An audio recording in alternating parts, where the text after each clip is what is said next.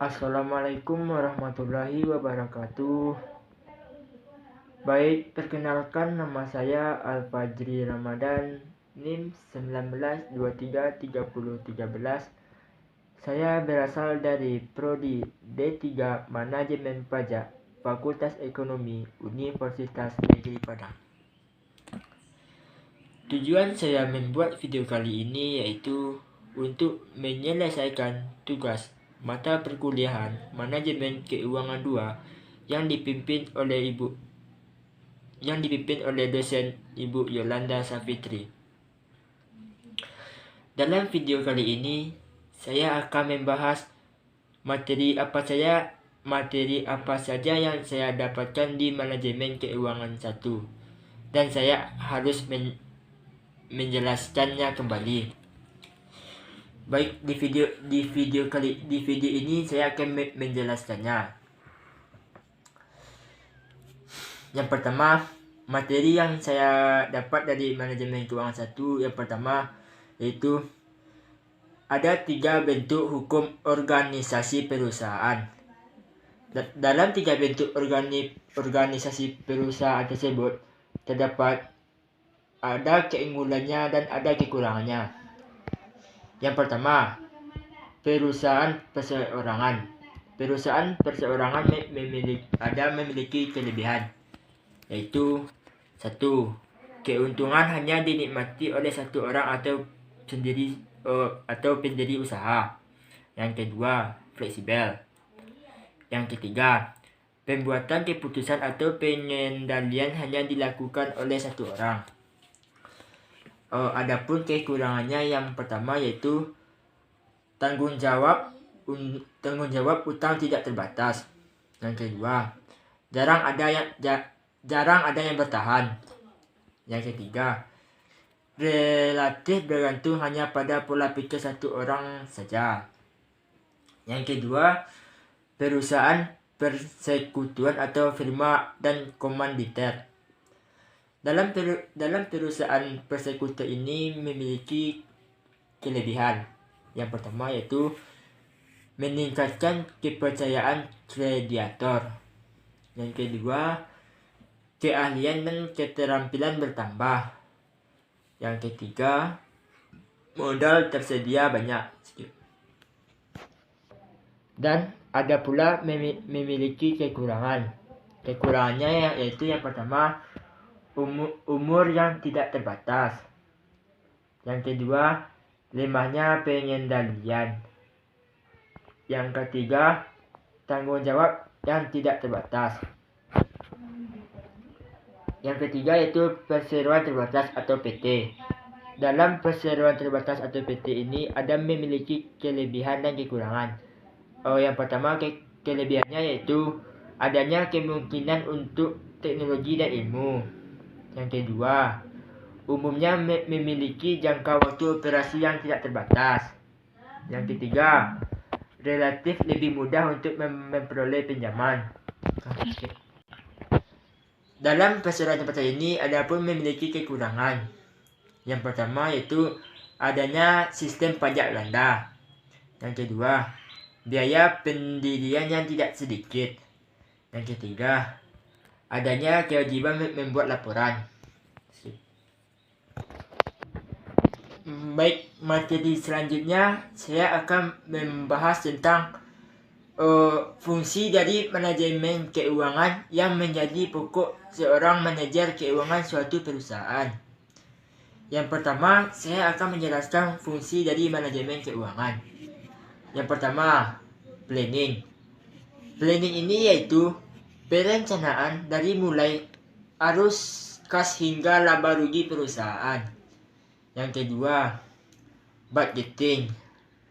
Budgeting ini meliputi perencanaan hingga pengalokasian dana anggaran biaya agar lebih efektif. Yang ketiga, controlling. Controlling ini yaitu pengawasan perlu dilakukan demi evaluasi dan perbaikan di masa yang akan datang. Yang keempat, auditing. Auditing ini yaitu harus dilakukan agar server dengan standar akuntansi dan tidak terjadi penyimpangan. Yang kelima, reporting. Reporting ini yaitu laporan mengenai keuangan serta analisa rasionya. Skip. Berapa? Ya. Baik, materi selanjutnya saya akan membahas tentang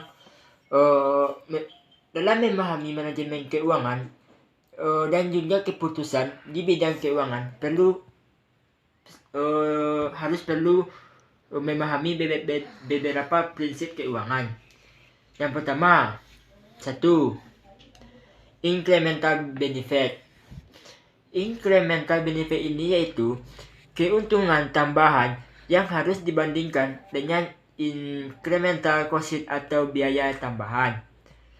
Yang kedua, capital market efficiency.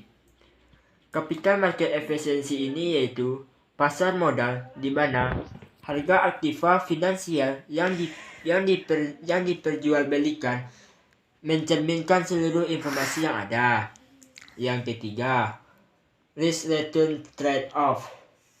Risk return trade-off ini yaitu pernyataan yang menunjukkan adanya perbuatan antara resiko dan return, suatu tuntutan konsekuensi dari sebuah sebab. Selanjutnya, diferensifikasi. Diferensifikasi yaitu menyusun portofolio yang menyertakan berbagai jenis investasi dengan tujuan mengurangi risiko. Selanjutnya, risk aversion. Risk aversion ini yaitu prinsip yang memiliki alternatif dengan risiko keuntungan dan risiko terbesar. Baik, saya akan menjelaskan materi selanjutnya. Saya akan membahas tentang laporan keuangan dan aliran kas. Laporan keuangan menjawab kebutuhan informasi tentang kondisi dan kinerja keuangan perusahaan selama satu periode tertentu. Melalui analisis keuangan, manajemen bisa melakukan evaluasi dan menentukan langkah-langkah untuk perbaikan kinerja perusahaan. Dalam laporan keuangan dan aliran kas, terdapat dua kelompok yang menggunakan laporan keuangan. Yang pertama, pengguna internal atau internal user, mencakup para manajer, CEO, SIO, SFO, maupun auditor internal dalam perusahaan. Yang kedua, pengguna eksternal.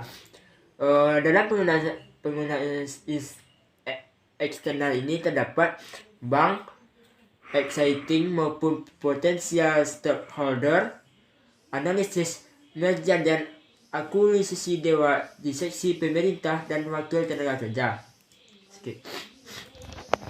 Baik, materi selanjutnya saya akan menjelaskan tujuan manajemen keuangan.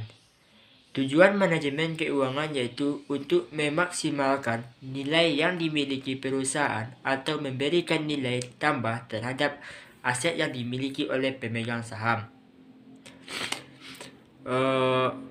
Dalam manajemen keuangan ini terdapat faktor-faktor yang mempengaruhi besar kecilnya kebutuhan modal kerja perusahaan. Yang pertama, sifat atau tipe perusahaan. Modal kerja yaitu modal kerja suatu perusahaan dagang relatif rendah bila dibandingkan dengan kebutuhan modal kerja. Yang kedua, syarat pembelian bahan baku, yaitu untuk memproduksi barang dagangan sangat mempengaruhi jumlah modal kerja.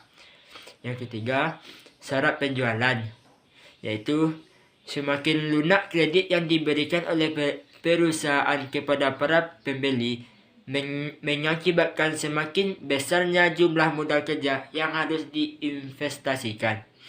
Yang keempat, tingkat perputaran persediaan, yaitu Semakin tinggi tingkat perputaran persediaan, maka jumlah modal semakin rendah. Selanjutnya, saya akan menjelaskan apa itu tujuan dari manajemen kas.